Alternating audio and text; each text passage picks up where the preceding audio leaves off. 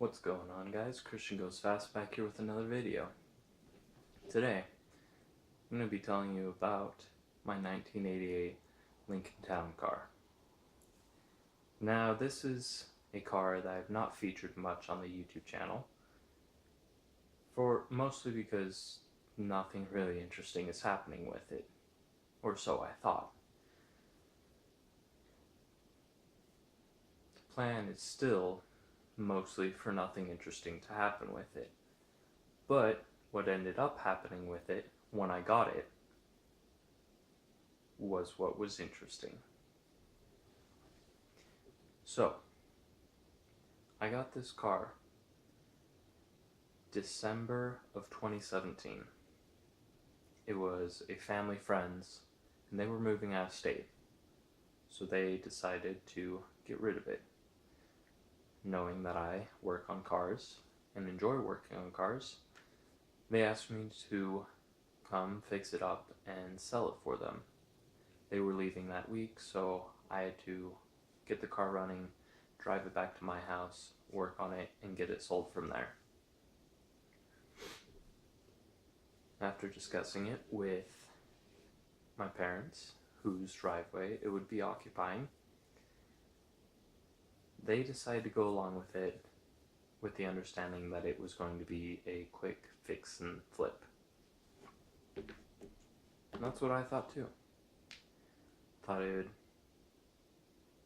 was just a year prior that the car ran well. It was a daily driver. For an 88, it had decently low miles. Never been, beat up or not taken care of. They had this car in their family since it rolled off the showroom floor. And they were good people. They weren't people who drove fast. They weren't people like me. But it had sat since 2016 up until December of 2017 when I picked it up. And of course, being December, it's cold. So early evening, I head down there thinking, oh, it's just a jump start, maybe check the fluids, fill it up with gas, just check over everything, make sure that it works. We hooked it up to the vehicle we brought to jump the car, and it wasn't getting anything. Sure, the lights and stuff would turn on, but it wasn't getting enough power to actually start. Which kind of threw me through a loop. I checked the terminals, I checked all the grounds, made sure they were all good. I even got baking soda and water and cleaned the terminals. Pulled them off, cleaned the inside and out, and then I rinsed them off, dried them up with a towel, plugged them back in, hooked the jumper cables back up. Still nothing. So after messing around with that for a while, we decided, you know what? Let's go to Walmart, grab battery real fast, throw it in. That will fix it. It'll run, it'll drive, and I'll get heading home. Because I'd already been messing with it for a while, and it was getting dark, cold, and I wanted to get home. So I run to Walmart, grab a battery, throw it in the car. Now the car's cranking, starts up, but then dies.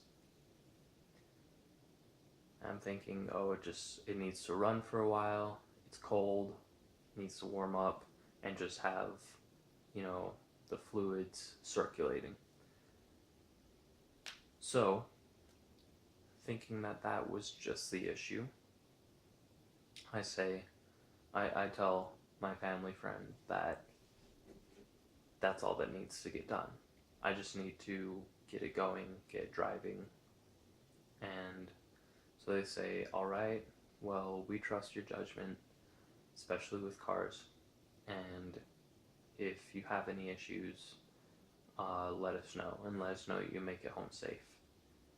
So I'm like, okay, I'll take back roads. I know the way home on the back roads. This was another town about 15 minutes of a normal drive away, which is freeway, which is in a properly working car. So I'm like, oh, it'll be, half an hour, 45 minutes at the most, an hour if I have to stop and, like, work on it. So I'm feeling like, it'll be probably about an hour until I get home. I get going. And the car starts having some issues, as usual. So, I pull over, I leave it running. At this point, it will stay running for the most part when it's not in gear. When it is in gear, you have to be on the throttle. If not, it'll just die. And even to the floor, I I topped the speedometer out at 30 miles an hour on the floor with a Ford 5.0. It's not running right. So, being that, I've got a couple screwdrivers and a crescent wrench with me. Crescent wrench? Monkey wrench. Monkey wrench. I think that's what I'm thinking of. It's an adjustable wrench. So I've got that, screwdrivers. I think I had a pair of pliers as well. So I don't have any tools. Basically next to nothing. I could do very little with what I had. So I pull over, leave it running, pop the hood, check it out. I actually remembered that I popped the container for the filter, pulled the filter out, thinking maybe that will help. Maybe that will get me to the point where I can drive on, a main street and get it up to speed so I'm not holding traffic back. Needless to say, it didn't work. Still doing the same thing. I was in a parking lot.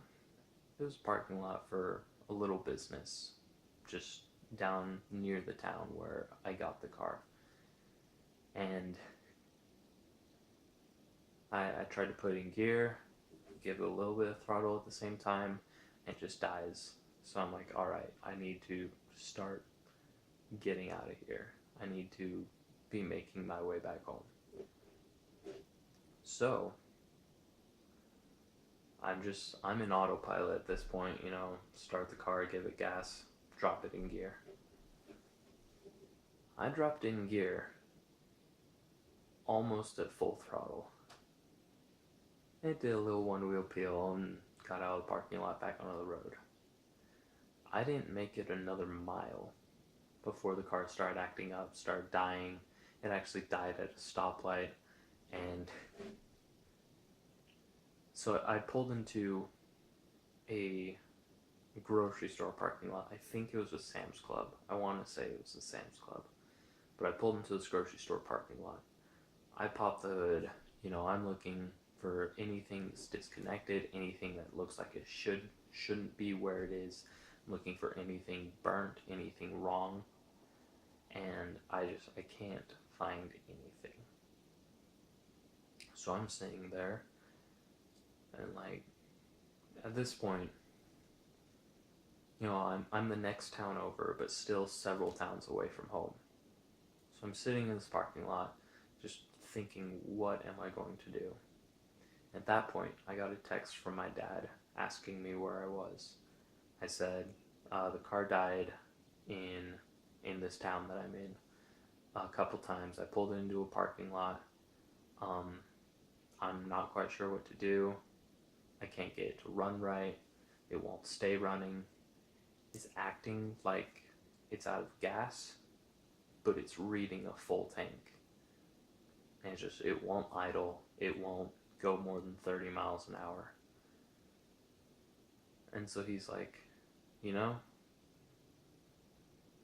I'm really tempted to tell you just sleep in there and I'll come get you in the morning, because it was late at night at this point, middle of December.